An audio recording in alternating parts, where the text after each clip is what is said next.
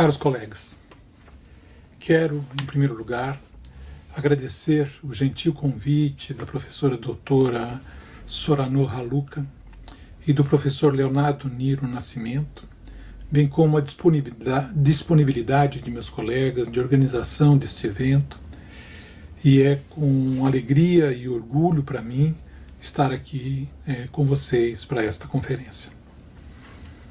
Nós temos realizado algumas atividades em conjunto e já estabelecemos um acordo entre a Universidade de Texas e a Universidade de São Paulo, visando aprofundar nossos laços de colaboração acadêmica, seja no intercâmbio de atividades didático-pedagógicas, seja na construção da possibilidade futura de realizarmos pesquisas de interesse mútuo. Minha intervenção hoje, aqui, visa dar mais um passo nesse objetivo, ou em direção a este objetivo, o que talvez possa estabelecer contornos e enquadres mais precisos para uma visita mais longa, assim que o futuro permitir.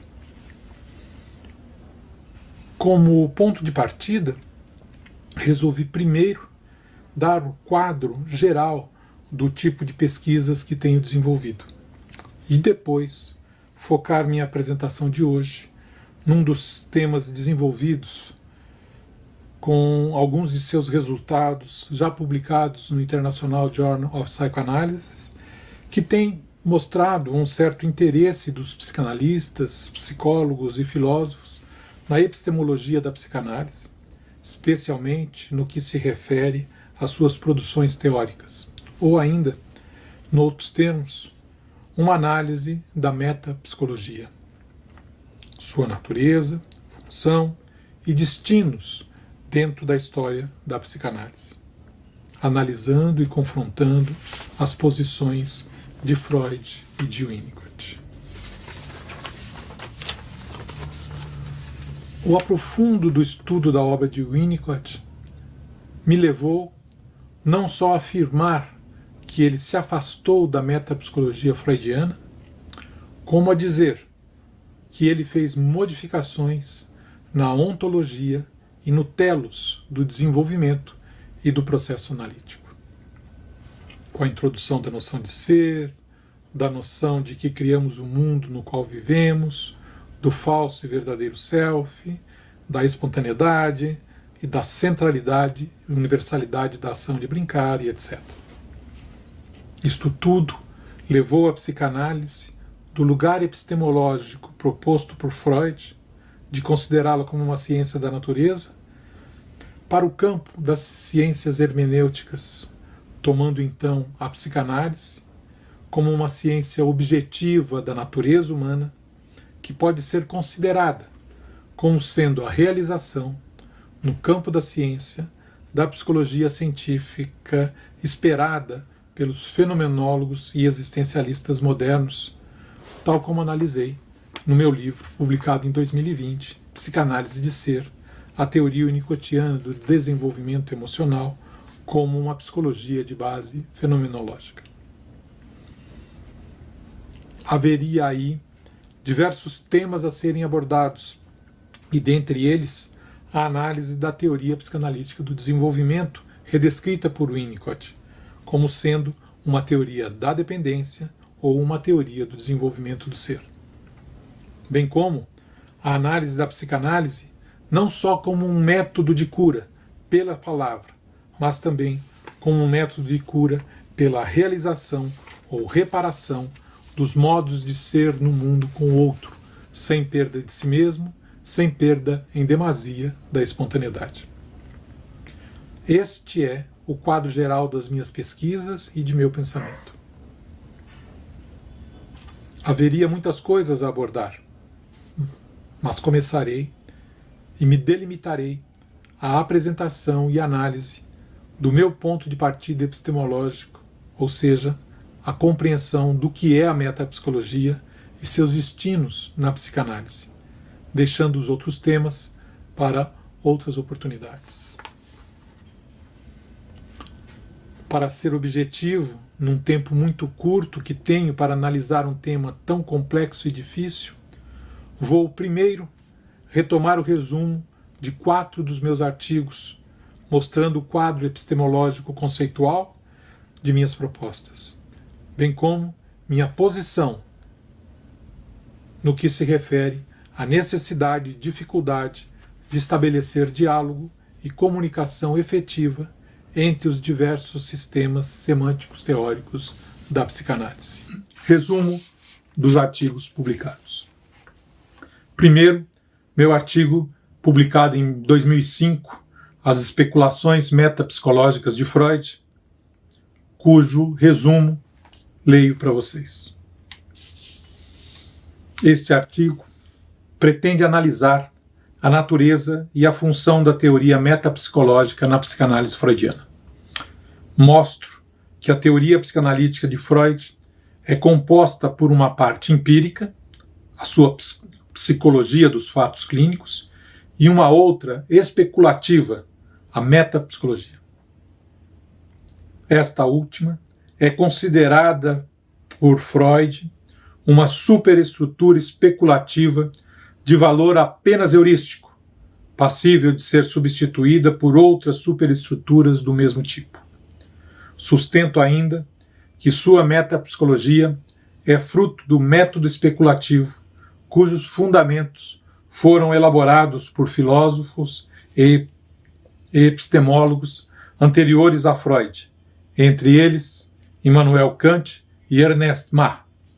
O artigo finaliza com algumas considerações sobre o futuro da teorização do tipo metapsicológica na psicanálise, explicitando as críticas feitas à metapsicologia freudiana, tanto por filósofos quanto por psicanalistas, e apontando para a perspectiva aberta por Winnicott de uma psicanálise sem metapsicologia.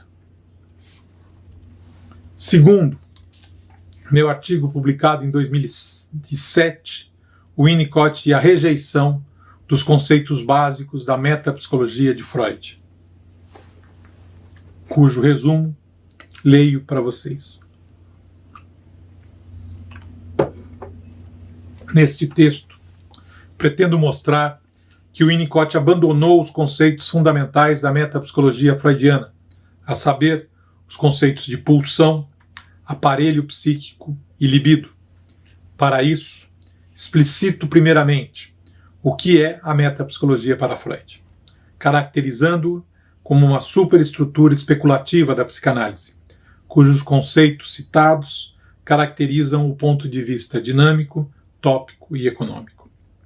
Depois, explicito qual sentido Winnicott dá ao termo metapsicologia, mostrando as críticas que faz a esse tipo de teorização, mostrando-se as críticas que se faz a esse tipo de teorização especulativa na psicanálise, bem como que substituições propôs para cada um desses conceitos fundamentais.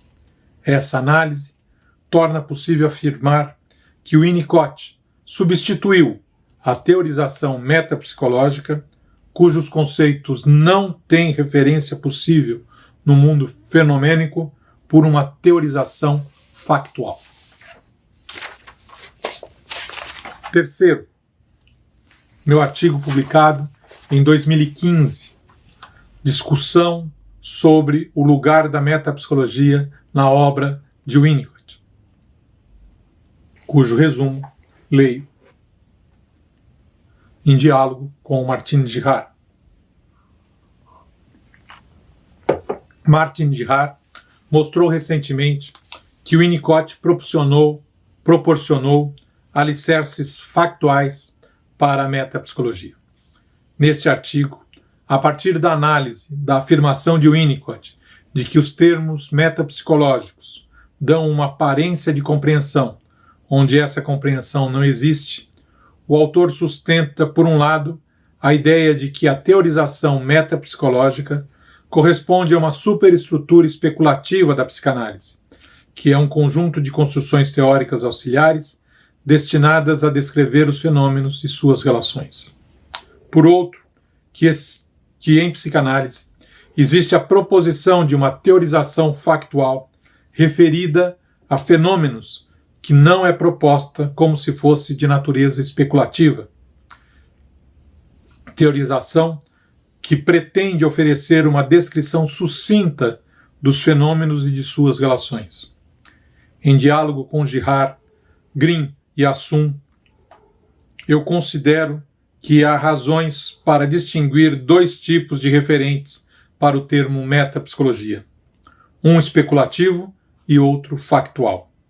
Assim sendo, é possível afirmar que Winnicott rejeitou a teorização metapsicológica especulativa, ressaltando com isso uma diferença capaz de contribuir para a realização da tarefa de integrar o conhecimento factual proveniente de diversos sistemas teóricos da psicanálise. Quarto, meu artigo publicado em 2020, Incomensurabilidade entre paradigmas, revoluções e common ground no desenvolvimento da psicanálise, cujo resumo leio. Neste artigo, pretendo analisar criticamente os diversos usos do conceito kuhniano de paradigma para o estudo da psicanálise, apresentando uma proposta de como essa noção pode ser usada para estabelecer um diálogo mais profícuo entre os diversos sistemas teóricos da psicanálise. Propõe-se analisar como diversos autores, psicanalistas e filósofos utilizaram esse instrumento para a compreensão da psicanálise e sua história, terminando por defender que a compreensão dos sistemas teóricos da psicanálise como paradigmas coloca em relevo tanto suas semelhanças na compreensão de um common ground freudiano, quanto suas incomensurabilidades, além de mostrar que não são as teorias que são passíveis propriamente de comunicação, mas sim os fenômenos que elas tornam possível apreender, sendo, pois, redescritos em cada um dos sistemas, fazendo-os desenvolverem-se. Passemos agora a uma análise histórico-crítica da natureza e função da teorização metapsicológica na psicanálise. Dado o contexto indicado acima, pelos resumos de meus artigos, quero fazer algumas observações e esclarecimentos. 1. Considero que há dois sentidos para o termo metapsicologia. Primeiro, o termo se refere a, de um modo muito geral, a uma psicologia que está para além das psicologias que se ocupam apenas dos comportamentos, behaviorismos, para uma psicologia que está para além das psicologias que se ocupam da consciência, colocando-a como um motor direto da vida psíquica. E nesse sentido, nesse ir além, meta. Isso faz com que toda teoria que se apoia na consideração de que existem processos inconscientes determinando a vida psíquica deva ser chamada de uma teoria metapsicológica. Theodor Lipps tem uma, Jung outra, Freud outra, e deveríamos poder ampliar esse leque. B. Segundo sentido. Num sentido mais específico, freudiano, a metapsicologia corresponde a um conjunto de conceitos auxiliares, especulativos, utilizados para fazer as descrições dos processos psíquicos do ponto de vista dinâmico, cujo conceito fundamental é o conceito de pulsão, Trieb, em alemão, drive, instintual drive, ou instinct, em inglês. Do ponto de vista econômico, cujas noções fundamentais são quantum de afeto, libido, quantidade de energia psíquica, e, do ponto de vista tópico, a noção de aparelho psíquico e suas instâncias ou sistemas psíquicos, seja os da primeira tópica, inconsciente, pré-consciente, consciência, seja os da segunda, e de ego-superego. Estes são ficções heurísticas úteis para o entendimento e a procura de relações entre os fenômenos da vida da alma. Nesse quadro, devemos distinguir dois tipos de conceito compondo as teorias psicanalíticas. Primeiro, aqueles que têm referentes adequados na realidade fenomênica, conceito de sexualidade, complexo de Édipo, recalque, resistência, transferência, complexo de Édipo e etc. Os conceitos factuais são os conceitos factuais ou conceitos clínicos. E aqueles que não têm referência adequada na realidade fenomênica, conceito de pulsão, libido, aparelho psíquico e etc. Estes conceitos são construções auxiliares de valor apenas heurística, que podem ser substituídos, tal como podem os andaimes para a construção de um edifício. São os conceitos metapsicológicos. Algumas ressalvas. 1. Cabe ainda explicitar que quando Freud enuncia seus conceitos metapsicológicos, ele procura fornecer a eles conteúdos empíricos que possam torná-los válidos ou úteis, lembrando a afirmação de Kant de que intuições, percepções, sem conceitos, não são conhecimento, e de que conceitos sem intuições são vazios. 2.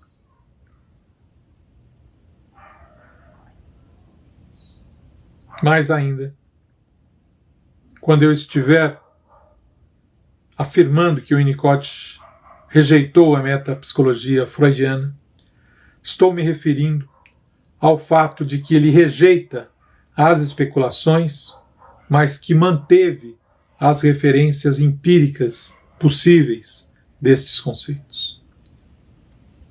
Poderíamos ainda afirmar que há um common ground na psicanálise, estabelecidos pelos conceitos clínicos ou factuais estabelecidos por Freud e defendidos como sendo os fundamentos empíricos da psicanálise, a saber, a existência de processos psíquicos inconscientes, a existência de um processo que retira da consciência determinados conceitos e sentimentos, sentidos como incômodos ou dolorosos, transformando-os e dando-os a eles outra qualidade, tornando-os inconscientes.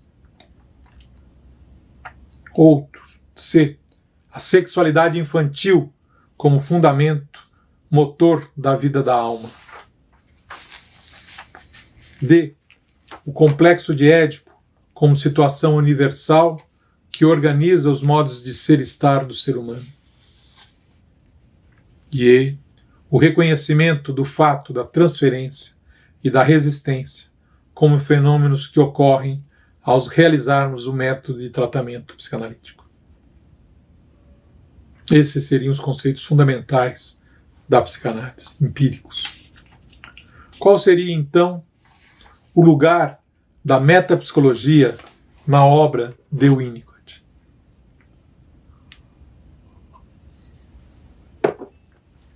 Ao analisar o modo como Winnicott compreende a história da psicanálise, devemos ter em mente o comentário de Grinberg e Mitchell.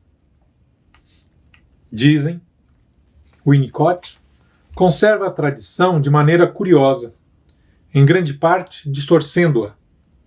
A sua interpretação dos conceitos freudianos e kleinianos é tão idiosincrática e tão pouco representativa da formulação e intenção originais destes autores, a ponto de que ele os torna, às vezes, irreconhecíveis. Winnicott reconta a história das ideias psicanalíticas, não tanto como elas se desenvolveram, mas como ele gostaria que tivessem sido desenvolvidas, reescrevendo Freud para torná-lo um predecessor mais claro e mais fácil da sua própria visão de mundo, ou da sua própria visão da psicanálise. Fim de citação. Vemos então que o Winnicott deu novos sentidos aos termos utilizados na metapsicologia freudiana: pulsões, aparelho psíquico e suas instâncias, afastando-se do uso desses termos como ficções e procurando seus conteúdos referentes empíricos. E aproximando-se dos conceitos factuais da psicanálise, redescrevendo o que ele entende por narcisismo primário, instintualidade e sexualidade, o lugar e o momento possível para o complexo de Édipo, a própria noção de inconsciente, etc. Bem como introduziu uma série de termos-conceitos que não faziam propriamente parte da semântica psicanalítica, tais como objetos subjetivos, objetos e fenômenos transicionais, área de ilusão de onipotência, elemento feminino e masculino puros, uso do objeto, self verdadeiro e falso self, ser, continuidade de ser, tendência inata à integração e etc. Temos em Winnicott uma nova semântica e uma modificação na semântica clássica da psicanálise. Um dos pontos fundamentais diz respeito à introdução da noção de ser, que, como disse Roussillon, faz uma ruptura epistemológica na psicanálise, estabelecendo um verdadeiro canteiro de obras para o seu desenvolvimento. É nesse contexto de interpretação que o Winnicott acabou por redescrever a teoria psicanalítica do desenvolvimento emocional, mudando o seu modelo ontológico e descrevendo o desenvolvimento em termos das relações de dependência, ou ainda em termos dos modos de experienciar ser no mundo. Mais ainda, esta mudança de modelo ontológico, com a introdução da noção de ser e da necessidade de continuar a ser, também insere um telos para o desenvolvimento. Um telos que pode ser considerado tanto um modelo de saúde quanto o objetivo ideal do processo psicoterapêutico psicanalítico. Mas aqui já nos dirigiríamos para outros temas que espero poder desenvolver em outro momento com vocês. Muito obrigado.